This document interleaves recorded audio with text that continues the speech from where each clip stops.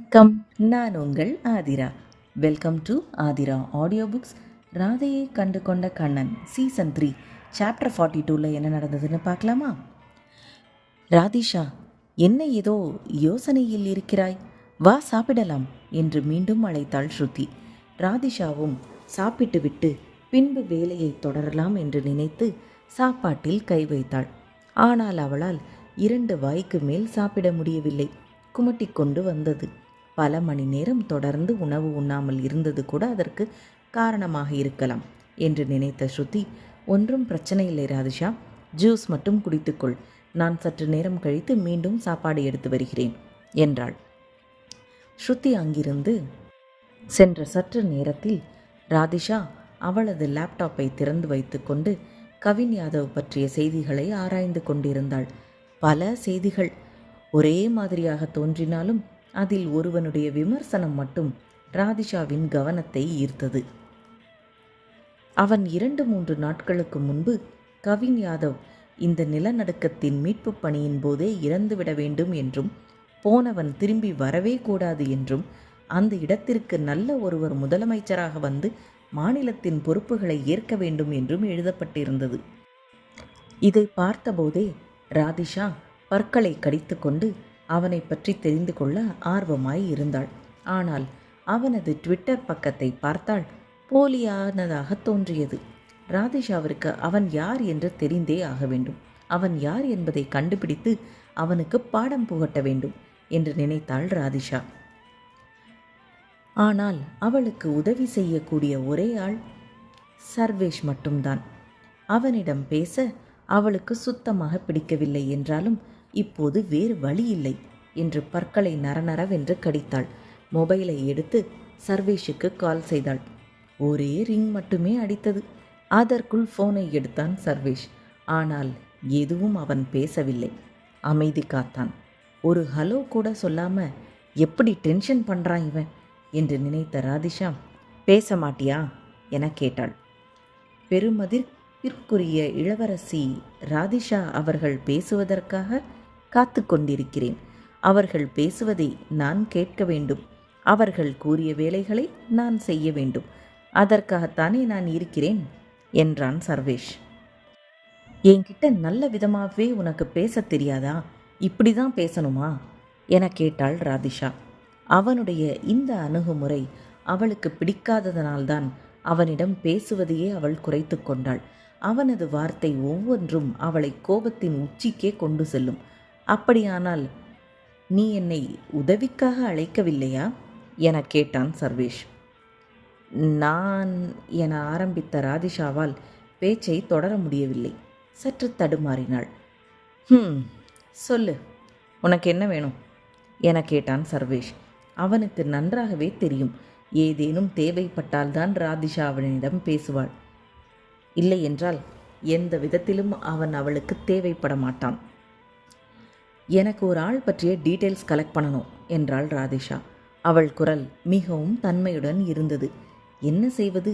உதவி கேட்கும்போது சற்று பொறுமையாக கையாண்டால்தானே அவளுக்கு தேவைப்படும் விஷயம் அவளிடம் வந்து சேரும். அவள் கேட்ட மாத்திரத்தில் சர்வேஷுக்கு கோபம் தலைக்கு ஏறியது. அவன் குரலிலேயே அந்த கடுமையும் அவளுக்கு தெரிந்தது. உன்னோட கியாஷ் என்ன சின்ன குழந்தையா? எந்த வேலையும் அவனா செஞ்சுக்க மாட்டானா?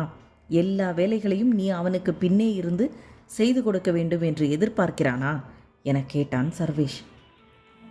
ராதிஷாவிற்கு ஏன் இவன் இவ்வளவு கோபப்படுகிறான் என்று புரியவில்லை. நீ என்ன சொல்ல வருகிறாய் என கேட்டாள் ராதிஷா. நீ யாரை பற்றி என்னிடம் விசாரிக்க சொல்லிக் கொண்டு இருக்கிறாயோ அவனை பற்றிய எல்லா விஷயத்தையும் இந்நேரம் உன்னுடைய கியாஷ் கண்டுபிடித்திருப்பான். அதனால் அதை பற்றி நீ தெரிந்து கொள்ள வேண்டிய அவசியமில்லை என்றான் சர்வேஷ். ராதிஷா சந்தேகமும் ஆச்சரியமும் கலந்த குரலில் அப்படியா என கேட்டாள். ராதிஷா, உனக்கு பிடிக்குதோ பிடிக்கலையோ நான் சில விஷயங்களை நேரடியாக பேச விரும்புகிறேன். கியாஷ் ஒன்றும் முட்டாள் இல்லை. ஒரு மாநிலத்தின் முதலமைச்சராக இருப்பவன் நீ நினைப்பதை விட பல மடங்கு சக்தி வாய்ந்தவன். அவனுடைய பவர் என்னன்னு உனக்கு தான் தெரியல என்றான் சர்வேஷ். ஆம், அவர் பவர்ஃபுல்லான பர்சன் என்று எனக்கும் நல்லாவே தெரியும். அதனால் என்ன? அவருடைய சுமைகளில் சிலவற்றை என்னால் முடிந்தளவு சுமந்து அவருக்கு உதவ நினைக்கிறேன். அதில் என்ன தவறு இருக்கிறது என்றாள் ராதிஷா. எந்த தவறும் இல்லை, நீ செய்யலாம் என்றான் சர்வேஷ். அதே நேரம் நீ அவனுக்காக இவ்வளவு செய்ய வேண்டிய அவசியம் என்ன இருக்கிறது? அவன் உன்னுடைய அன்புக்கு ஏற்றவனா எனக் கேட்டான் சர்வேஷ். அவனுக்கு ஒன்று மட்டும் புரியவில்லை. அந்த கியாஷ் அவளுடன் இருந்த குறைந்த காலத்தில் அவளுடைய மனதை எப்படி கவர்ந்தான்? அவனை விட பல ஆண்டுகளாக ராதிஷாவுடன் இருக்கும் சர்வேஷால் ஏன் ராதிஷாவின் மனதை கவர முடியவில்லை? ஏன் அவளுடைய அன்பை பெற அவனால் முடியவில்லை? சர்வேஷ் விவரம் தெரிந்த நாளிலிருந்து ராதிஷாவுடன் தான் வளர்ந்தான். ராதிஷாவை அவன் மிகவும் பத்திரமாக பார்த்து கொண்டான். அவர்கள் சேர்ந்து வளர வளர அவனது அன்பு அவள் மீது காதலாக மாறியது. அவளது அழைப்பிற்கும் தேவைக்காகவும் அவன் எப்பொழுதும் தயாராக இருப்பான். அவனுடைய வேலைகளை விட ராதிஷாவை பற்றிய விஷயத்தில்தான் அவனுக்கு கவனம் அதிகமாக இருந்தது. ஏன் ராதிஷா அவள் அருகிலேயே வருடக்கணக்காக உருகி கொண்டிருக்கும் சர்வேஷை பற்றி மட்டும் கவலைப்படவில்லை என்று அவனுக்கு துளியும் புரியவில்லை. ஏனென்றால் அவர் என்னுடைய கியாஷ் என்று ராதிஷாவிடமிருந்து ஒற்றை வரியில் பதில் வந்தது. அவள் பதிலை கேட்டதும் பெருமூச்சு விட்டான் சர்வேஷ். ராதிஷாவை பொறுத்த வரையில் கியாஷ் என்பவன் ஆரம்பத்தில் அவளுடன் சேர்ந்து விளையாடி அவளை பத்திரமாக பாதுகாக்கும் ஒரு பாதுகாவலனாகவே கூடவே இருந்தான். ஆனால் அவளுக்கு அவன் மீண்டும் வருவேன் என்று சத்தியம் செய்துவிட்டு பின்பு அவளிடம் இருந்து வெகு தொலைவிற்கு சென்று விட்டான். அந்த சத்தியத்தை காப்பாற்ற முடியாத கியாஷை தேடி அலைந்தாள் ராதிஷா. அவன் மேல் அவளுக்கு கோபமும் இருந்தது. அப்போதுதான் ராதா கியாஷ் அவளுக்காக உயிரையே கொடுக்க துணிந்தவன் என்ற உண்மையை ராதிஷாவிடம் கூறினாள். கியாஷ் உயிரோடு இருக்கிறானா இல்லையா என்று கூட அப்போது ராதாவிற்கோ கிருஷ்ணனுக்கோ தெரியாது. சந்தர்ப்ப சூழ்நிலையால் கியாஷ் ராதிஷாவை விட்டு பிரிந்ததை ராதாதான் அவளுக்கு புரிய வைத்தாள். கியாஷை பற்றிய தவறான எண்ணம் எதுவும் ராதிஷாவிற்கு வரக்கூடாது என்று நினைத்திருந்தாள் ராதா. அதனால் அவளது மகளின் தேவையில்லாத கோபத்தையும் சந்தேகத்தையும் தகர்த்தெறிய உண்மையை சொன்னாள் ராதா.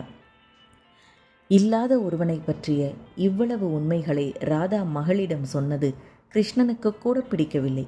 ஏன் இதெல்லாம் அவளிடம் சொல்லிக் கொண்டிருக்கிறாய் என்று கேட்டான். ஆனால் ராதாவோ அவன் ஏதோ ஒரு சூழ்நிலையில் நமது மகளின் உயிரை காப்பாற்றி கொடுத்திருக்கிறான். அவன் இன்று உயிரோடு இருக்கிறானா இல்லையா என்று கூட தெரியாது. அவனை பற்றிய எந்த தவறான எண்ணமும் ராதிஷாவிற்கு வரக்கூடாது என்றுதான் சொன்னேன். நான் எந்த தவறும் செய்யவில்லை என்று நினைக்கிறேன் என்றாள் ராதா. ஆம், ராதிஷாவின் தாயான ராதா உண்மையை சொல்லவில்லை என்றால் ராதிஷாவும் கியாஷை பற்றிய தவறான கருத்தில்தான் இருந்திருப்பாள். ஆனால் இப்போது கியாஷ் என்பவன் அவளை ஏமாற்றியவனாக தெரியவில்லை. அவளது உயிரை காப்பாற்ற தன் உயிரையும் கொடுக்க துணிந்தவனாகத்தான் தெரிந்தான். அந்த களங்கமில்லா அன்புதான் ராதிஷாவை கியாஷின் பக்கம் ஈர்த்தது. உன்னுடைய கியாஷை பத்திரமாக பார்த்துக்கொள். இன்னொரு முறை நீ அவனை தொலைத்தால் அவனை உனது வாழ்நாள் முழுக்க பார்க்க முடியாது என்றான் சர்வேஷ். அவனது குரலில் மாற்றம் தெரிந்தது. ஏய் சர்வேஷ், நீ என்ன சொல்கிறாய் என்று பதட்டத்துடன் கேட்டாள் ராதிஷா. இந்த லவ் ஸ்டோரியில் அடுத்து என்ன நடந்ததுன்னு நெக்ஸ்ட் எபிசோடில் பார்க்கலாம். பாய் வியூயர்ஸ்.